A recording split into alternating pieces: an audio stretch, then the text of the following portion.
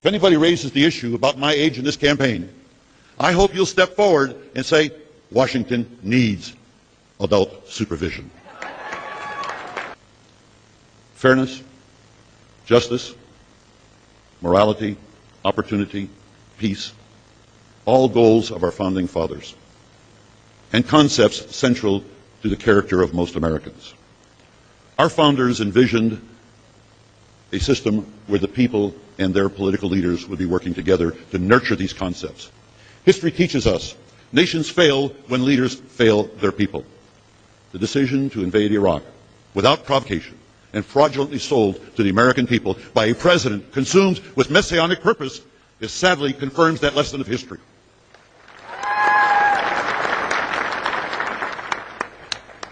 The Democrats controlled the Senate on October 11, 2002, and provided political cover for George Bush to invade Iraq. The Senate leadership could have refused to even take up the resolution, and many senators who opposed it could have mounted a filibuster. But the fear of opposing a popular warrior president on the eve of a midterm election prevailed. Political calculations trumped morality, and the Middle East was set ablaze.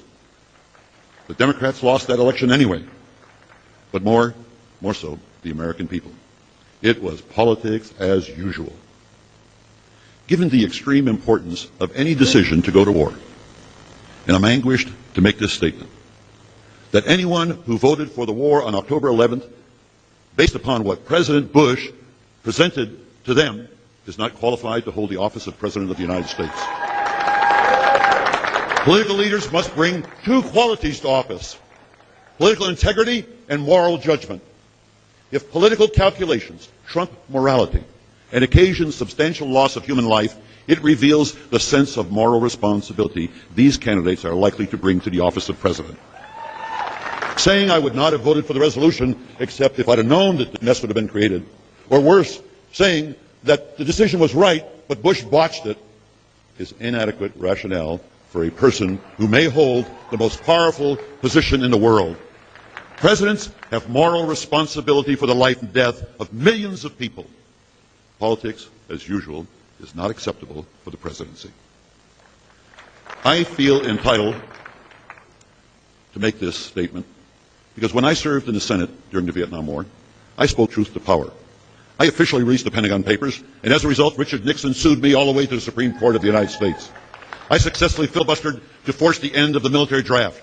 I filibustered alone and with others to end the appropriations for the Vietnam War. America's current political leadership must not continue to avoid the obvious. Our presence in Iraq exacerbates the problem. 80% of the Iraqis want us out, and 70% think it's okay to kill American soldiers. We made a grave mistake. We should have the courage to admit it. We must bring our troops home now. Not 6 months from now, not a year, now. If we don't bring our soldiers home now, what will we tell the families of those killed and maimed between now and some future arbitrary date? The sooner we get out of Iraq, the sooner we can turn to the international community for diplomatic solutions to bring an end to the sectarian civil war that we caused. The Democrats in control of Congress need to act resolutely. And I'm not talking about some mealy-mouthed, non-binding resolutions.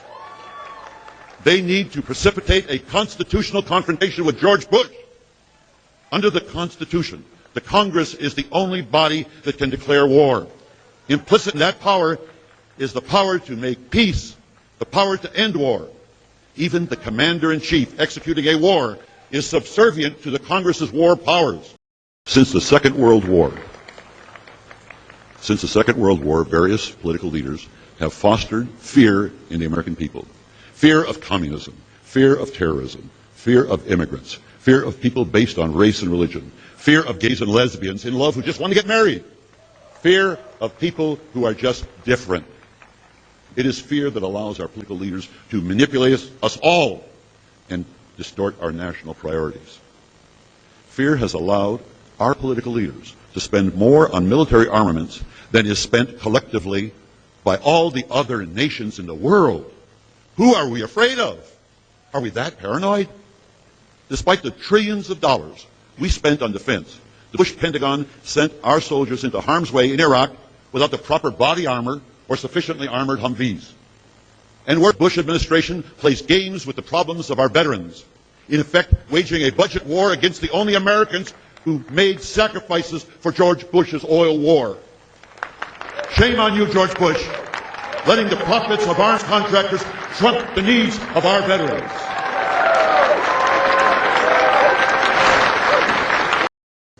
Most Americans are unaware that the Bush administration, under the cover of the wars of Iraq and Afghanistan, has been aggressively initiating a new arms race with Russia and China, whose defense budgets are minuscule compared to ours. Our political leadership, controlled by military industrialists, insists on pursuing a Cold War strategy in a post-Cold War era. Despite spending more per capita on health care than any other nation in the world, we rank 37th for overall health performance. The United States ranks 49th in literacy. Time magazine last spring, on the cover, noted that 30% of our students do not graduate. 30% don't graduate from high school.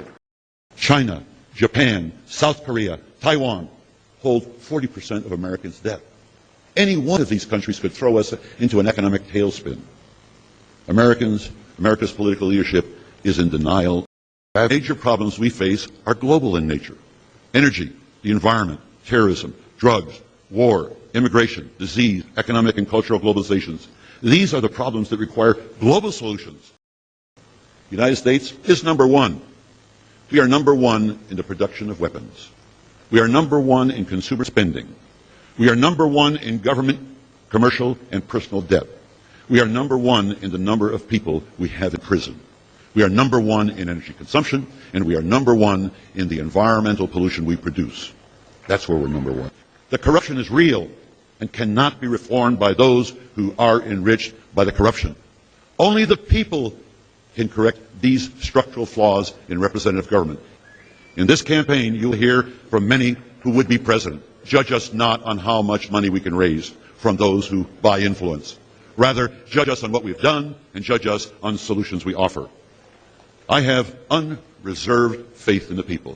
Real power that exists in all governments of the world, making laws.